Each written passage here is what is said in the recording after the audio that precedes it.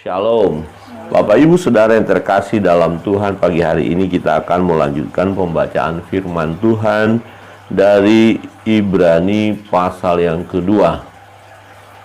Ibrani pasal yang kedua, bagian ini kita melihat bagaimana Yesus ya jadi manusia, ya dibuat oleh Bapa lebih rendah dari malaikat, ya sesaat, ya ada tujuannya mengapa Yesus menjadi manusia, ya tujuannya jelas, ya untuk menyelamatkan kita manusia yang sudah jatuh ke dalam dosa.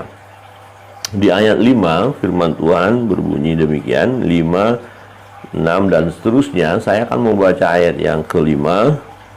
Bapak Ibu Saudara akan membaca ayat 6. Demikian seterusnya, satu perikop ini. Ayat 5, Ibrani pasal 2.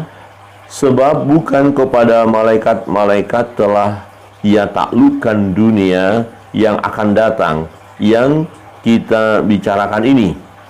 Ada orang yang pernah memberi kesaksian di dalam suatu nas, katanya, apakah manusia sehingga engkau mengingatnya, atau anak manusia sehingga engkau memindahkannya? Namun engkau telah membuatnya untuk waktu yang singkat, sedikit lebih rendah daripada malaikat-malaikat, dan telah memahkotainya dengan kemuliaan dan hormat. Segala sesuatu telah engkau taklukkan di bawah kakinya, sebab dalam menaklukkan segala sesuatu kepadanya, tidak ada suatu pun yang dia kecualikan yang tidak takluk kepadanya.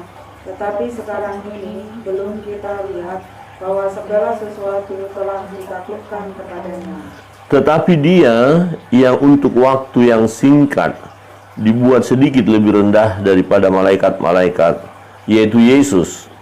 Kita lihat yang oleh karena penderitaan maut dimahkotai dengan kemuliaan dan hormat, supaya oleh kasih karunia Allah ia mengalami maut bagi semua manusia.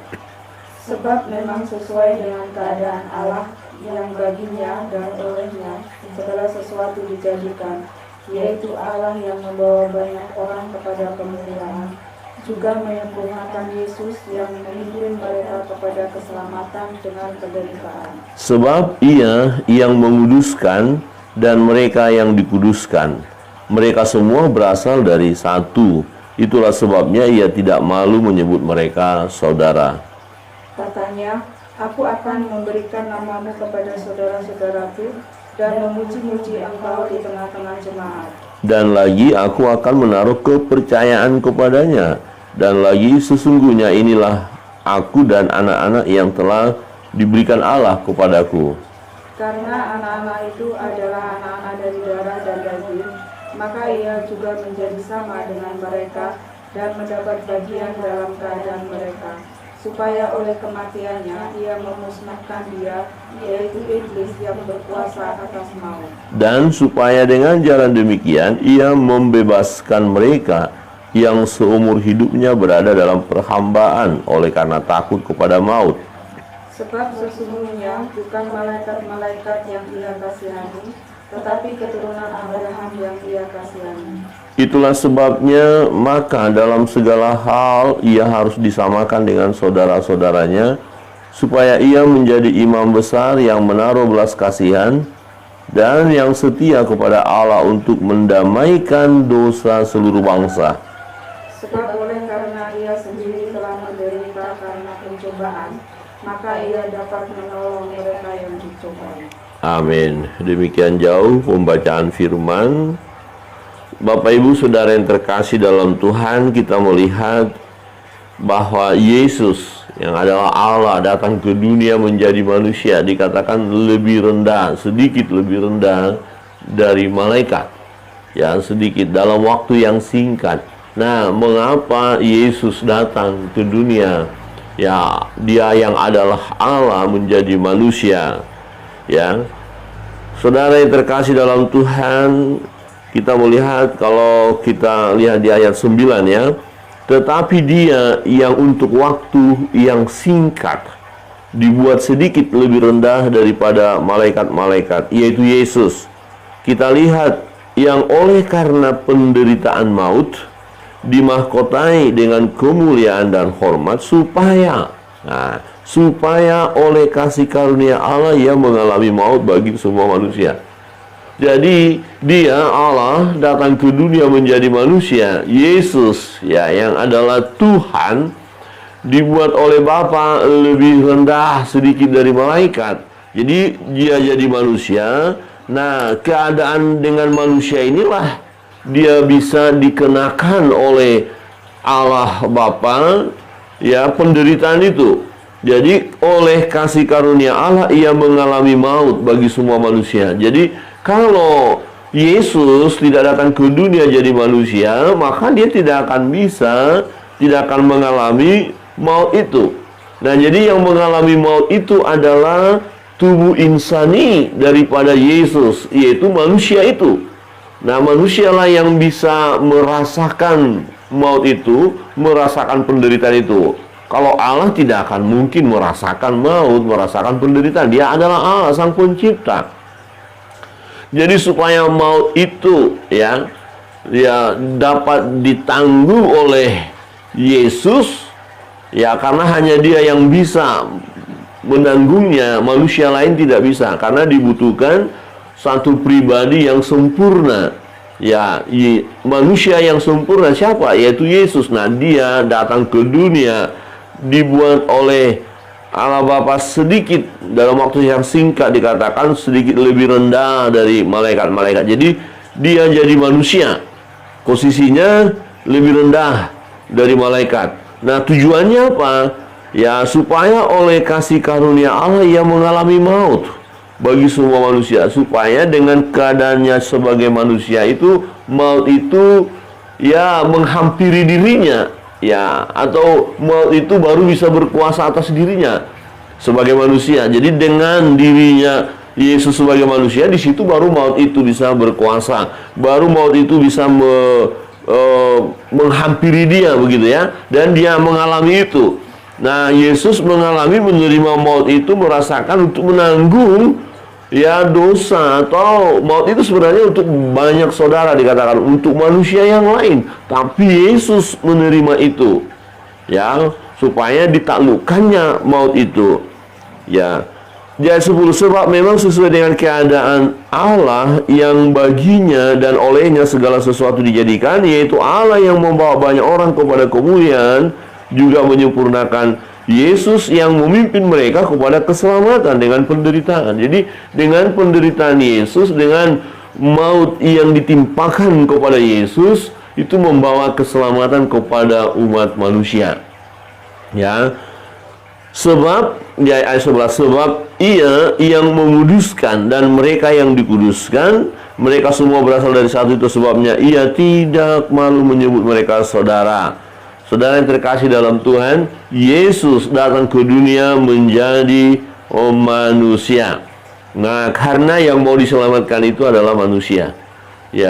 Yang mau diselamatkan atau yang dikasihi oleh Allah itu adalah manusia itu, di mana Allah tidak menghendaki kematian manusia itu di dalam kefasikannya, dalam keberdosaan itu. Nah, karena nilainya manusia, berarti harga tebusannya juga manusia, dan manusia yang sempurna. Siapa dia?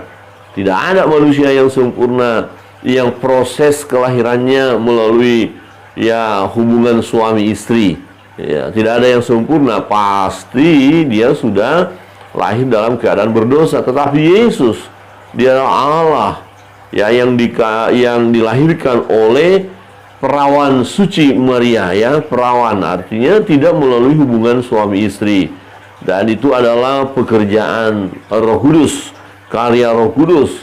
Nah, di ayat 14, karena anak-anak itu adalah anak-anak dari darah dan daging, maka ia juga menjadi sama dengan mereka. Mengapa Yesus datang ke dunia dan menjadi manusia?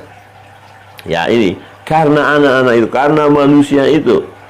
Karena saudara dan saya, karena kita ini adalah dari anak-anak dari darah dan daging, kita ini manusia jasmani, maka ia juga menjadi sama dengan mereka. Iya, Yesus harus menjadi sama dengan kita dan mendapat bagian dalam keadaan mereka supaya, jadi dia datang ke dunia menjadi manusia dan bahkan mati di kayu salib. Tujuannya apa? Supaya oleh kematiannya ia memusnahkan dia, yaitu iblis yang berkuasa atas maut. Ya, jadi kematian Yesus di kayu salib itu adalah untuk memusnahkan dia, menaklukkan dia, yaitu siapa dia itu ya? Iblis, menaklukkan kuasa dosa itu, kuasa maut itu, ya. Oleh kematiannya, oleh kematian Yesus di kayu salib, di mana dia harus jadi manusia supaya dapat mati. Tanpa dirinya jadi manusia, dia tidak akan bisa mati karena dia Allah. Dia hidup, dia berkuasa. Tubuh jasmani ya sebagai manusia itu kematiannya itu sangat penting sekali ya untuk mengalahkan maut ya, supaya oleh kematiannya ia memusnahkan dia, yaitu iblis yang berkuasa atas maut. Ya, tanpa kematian Yesus maka kuasa maut, kuasa iblis tidak bisa dikalahkan. Karena firman Tuhan katakan Yesus datang untuk itu. Ya, untuk mengalahkan maut, untuk mengalahkan iblis. Saudara yang terkasih dalam Tuhan, jadi kita yang percaya kepada Yesus dilepaskannya dari kuasa maut oleh kematian Yesus di kayu salib. Itu yang pertama ya, dilepaskannya kita. Ya, hanya kuasa Yesus ya, dengan melalui kematiannya itu ya. Disitulah letak kekalahan iblis ya, dikalahkan karena nanti Yesus mati di kayu salib, kemudian dia dikuburkan selama 3 hari ya, pada hari yang ketiga bangkit dari antara orang mati ya, bukan lagi ya menunjukkan di situ manusia yang lemah lagi, bukan, tapi tubuh kebangkitan ya yang menunjukkan dia adalah Allah yang berkuasa. Di situ dikalahkan kuasa maut. Ya, kebangkitan itu menunjukkan dia Allah yang hidup, yang berkuasa, dan maut tidak bisa membelenggu dia. Yang kedua, dan supaya dengan jalan demikian, supaya jalan apa? Supaya dengan jalan Yesus datang ke dunia jadi manusia, bahkan mati di kayu salib itu, supaya dengan jalan demikian ia membebaskan mereka yang seumur hidupnya berada dalam perhambaan oleh karena takutnya kepada maut. Jadi manusia yang belum datang kepada Yesus, hidupnya dibelenggu oleh kuasa maut, dikuasai oleh iblis, takluk kepada maut. Tetapi dengan kematian Yesus di kayu salib itu ya, yang dimulai dari dia datang ke dunia menjadi manusia ya, tujuannya untuk membebaskan kita, manusia yang berdosa ini. Jadi kuasa maut, kuasa iblis tidak lagi menguasai kita, tidak lagi membelenggu kita, karena Yesus sudah menyelesaikannya bagi kita. Ya, saudara yang terkasih dalam Tuhan, ini Allah lakukan oleh karena Allah mengasihi manusia. Ya, karena begitu besar kasih Allah akan dunia ini sehingga ia mengaruniakan anaknya yang tunggal, supaya setiap orang yang percaya kepadanya tidak binasa melainkan peroleh hidup yang kekal. Anaknya yang tunggal yaitu Yesus Kristus. Ya, dia datang ke dunia menjadi hamba, bahkan mati di kayu salib. Di ayat 17 berkata, itulah sebabnya maka dalam segala hal ia harus disamakan dengan saudara-saudaranya, supaya ia, Yesus, menjadi imam besar yang menaruh belas kasihan dan yang setia kepada Allah untuk mendamaikan dosa seluruh bangsa. Mendamaikan dosa seluruh bangsa. Jadi kematian Yesus di kayu salib, dan Yesus itu menjadi imam besar, perantara. Jadi kita layak di hadapan Allah Bapa oleh karena Yesus, oleh karena seorang imam besar. Ya, imam itu perantara yang membawa umat manusia itu kepada Allah. Nah, kita tahu bahwa tidak boleh manusia datang kepada Allah di dalam keadaannya berdosa. Ya, kita telah kehilangan kemuliaan Allah, maka harus ada yang menjadi perantara, yang harus ada yang dapat membawa kita, melayakkan kita, menguduskan kita, sehingga kita bisa masuk dalam hadirat Allah, masuk dalam kemuliaan Allah, masuk surga, kira-kira begitu. Jadi di surga tidak ada dosa ya, hanya kekudusan yang ada di sana. Berarti kita harus dulu dikuduskan. Nah, pengudusan kita itu ya hanya satu caranya, yaitu dengan kematian Yesus tadi di kayu salib. Nah, dimulai daripada dia datang ke dunia dan harus menjadi manusia, dikatakan ya, dia harus menjadi manusia. Sebab oleh karena ia sendiri telah menderita karena pencobaan, maka ia dapat menolong mereka yang dicobai.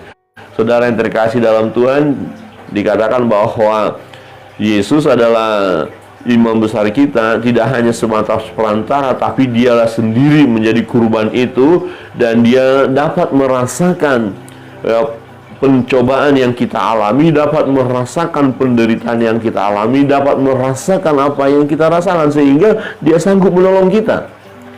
Yesus sanggup menolong kita, ya, karena dia sendiri telah dikenakan penderitaan karena pencobaan itu baginya. Dia sudah mengalami maut itu.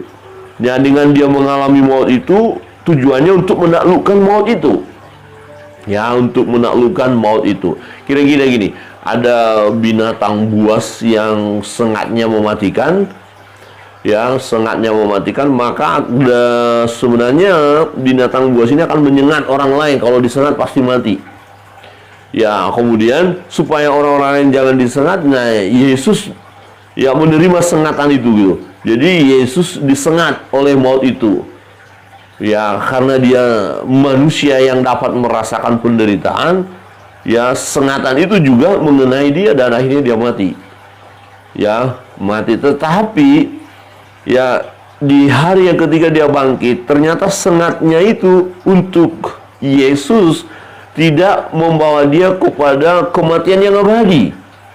Jadi ada kekuatan daripada Yesus untuk menaklukkan sengat itu. Maka dikatakan, hai maut, sengat maut di mana? Hai maut, di mana sengatmu? Sengat maut adalah dosa. Dosa sudah diselesaikan. Jadi sengatan itu tadi ya memang membuat Yesus mati. Yesus sebagai manusia yang sejati. Nah, itu tujuannya, supaya dia rasakan itu. Jadi sengat itu tidak lagi menyengat manusia yang berdosa yang datang kepada Yesus. Ya, semestinya sengat itu menyengat manusia itu, tapi karena manusia itu sudah bertobat, percaya Yesus, dia tidak lagi disengat. Nah, saudara dan saya, mestinya kita yang mendapatkan sengat maut itu. Kita yang harus disengatnya. Tapi karena sengat maut itu sudah diterima Yesus, Yesus sudah mati untuk itu. Nah, kita tidak lagi kena sengat maut itu. Wow, luar biasa ya. Jadi Yesus mengerti, tahu penderitaan kita. Maka dikatakan, sebab oleh karena ia sendiri telah menderita karena pencobaan. Dia menderita bukan karena kesalahannya ya, bukan karena dosa yang dia lakukan. Dia tidak berdosa, dan potensi untuk berbuat dosa pun tidak ada pada dia. Ya. Dan pencobaan itu dia rasakan, dia terima.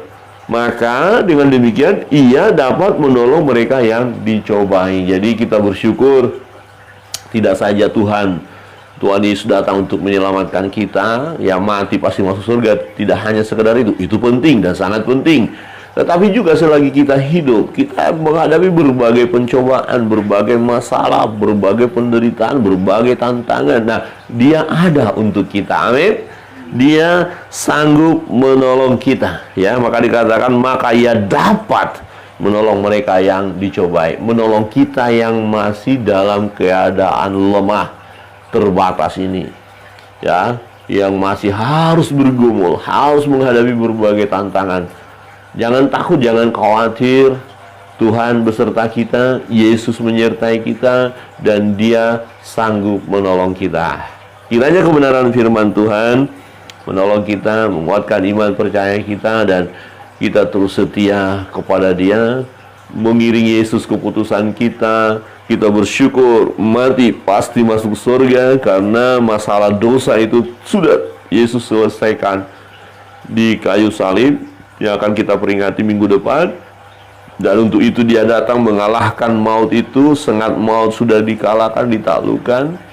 Dan dia mengerti beban pergumulan kita, dia mengerti situasi yang kita alami, dan dia dapat menolong kita, menghibur kita ketika kita mengalami kesedihan, kesusahan. Ya, dia membalut luka-luka kita ketika kita mengalami luka. Dia menyembuhkan kita ketika kita sakit. Ya, dia juga membuat mujizat dalam hidup kita ketika kita tidak mampu berbuat apa-apa. Dia juga yang membuka jalan ketika kita sudah tidak mampu lagi melihat jalan, tetapi dia buka jalan. Dia tolong kita, dia kasihi kita, dan dia memberi yang terbaik bagi kita. Tuhan Yesus memberkati kita.